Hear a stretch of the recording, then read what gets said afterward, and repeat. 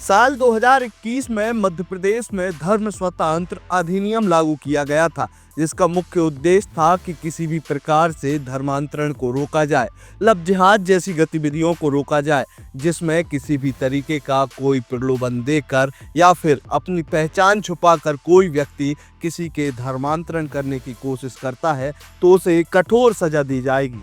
इतना कठोर कानून लागू होने के बावजूद भी मध्य प्रदेश में धर्मांतरण और लव जिहाद की गतिविधियां रुक नहीं रहीं। कभी राजधानी भोपाल के कोलार इलाके से लव जिहाद की घटना सामने आती है तो कभी इंदौर के एक इलाके से लव जिहाद की ऐसी घटना सामने आती है जहां पर पीड़िता के साथ उससे पहचान छिपाकर लव करने वाले व्यक्ति के साथ साथ उसके भाई ने तक दुष्कर्म किया।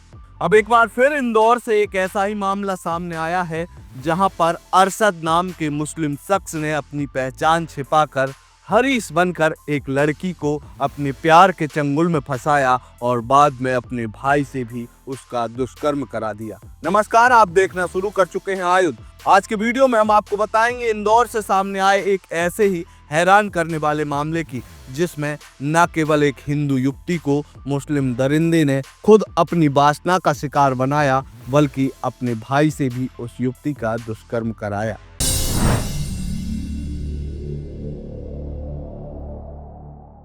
सबसे पहले इन तस्वीरों को देखिए। इन तस्वीरों में जो शख्स दिख रहा है उसे देखकर पहली नज़र में आप यही कहेंगे कि यह तो बेहद धार्मिक और स्वभावशील व्यक्ति है। यह धार्मिक गतिविधियों में बढ़ चढ़कर हिस्सा लेता है।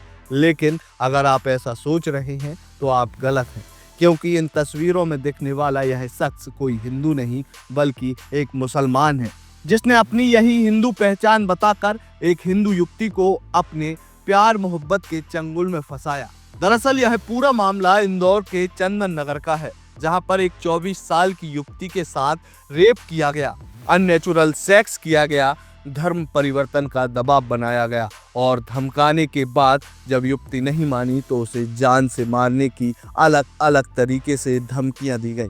जब हमने इस मामले की जानकारी जुटाई तो पता चला कि चंदन नगर पुलिस थाना क्षेत्र में रहने वाली एक युवती, जिसने कि हरीश ठाकुर उर्फ अरशद पठान और उसके भाई पर रेप व धर्म परिवर्तन के मामले का केस दर्ज किया है। इस युवती ने बताया कि वह अपनी मां के साथ फेरी लगाकर सामान बेचती है।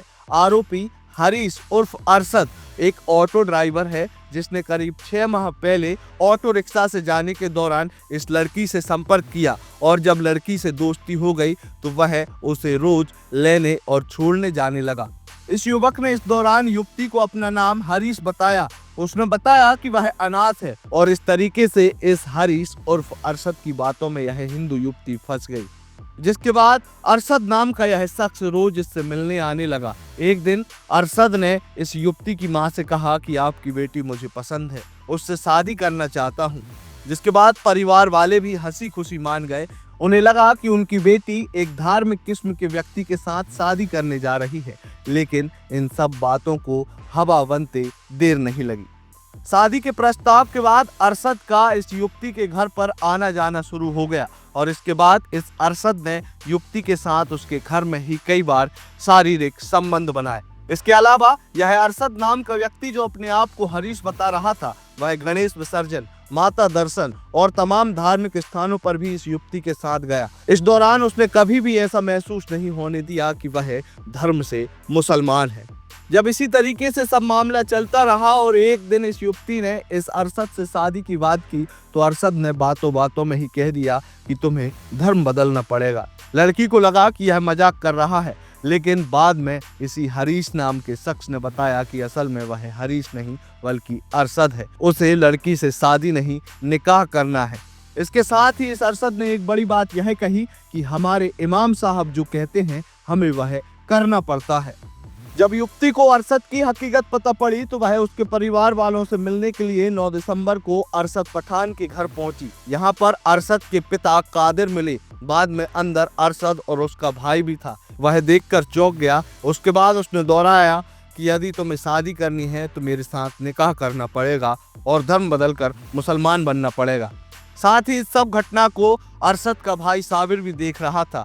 साबिर ने कहा कि अगर अरशद के साथ नहीं रहना तो मेरे साथ चलो, और हाथ पकड़कर खींचकर इस युवती को कमरे में ले गया, जहां ले जाकर उसके साथ दुष्कर्म किया और जान से मारने की धमकी दी, यह कहते हुए कि यदि किसी को भी इस घटना के बारे में बताया तो पूरे परिवार को खत्म कर देगा। इस घटना से डरी सहमी लड़की वापस अपने घर पर आ गई और उसके बाद कुछ जागरूक सामाजिक संगठन के कार्यकर्ताओं से मिलकर इस पूरी घटना की FIR दर्ज कराई। यह मामला भी राजधानी भोपाल के कोलार इलाके के उसी मामले जैसा है, जहां पर एक साहिल नाम के शख्स ने राहुल पहचान बताकर एक हिंदू युवती को अपने चंगुल में फंसाया और उसका 4 सालों तक यौन शोषण किया। इस तरीके के मामले रोज ही मध्य प्रदेश में निकलकर सामने आ रहे हैं, लेकिन कुछ ऐसी लड़कियां हैं जिनकी इन मामलों को देखने के बाद भी आंखें नहीं खुल रही। उन्हें हर बार यह लगता है कि मेरा वाला अरशद तो अलग है, मेरा वाला साहिल तो अलग है, वो इस तरीके की गतिविधियों को अंजाम दे ही नहीं सकता। लेकिन ठीक इसी तरीके के मामले प्रतिदिन मध्य प्रदेश के किसी न किसी शहर के निकलकर सामने आ रहे। लगातार जुड़े रहने के लिए आयुक्त को सब्सक्राइब जरूर करें।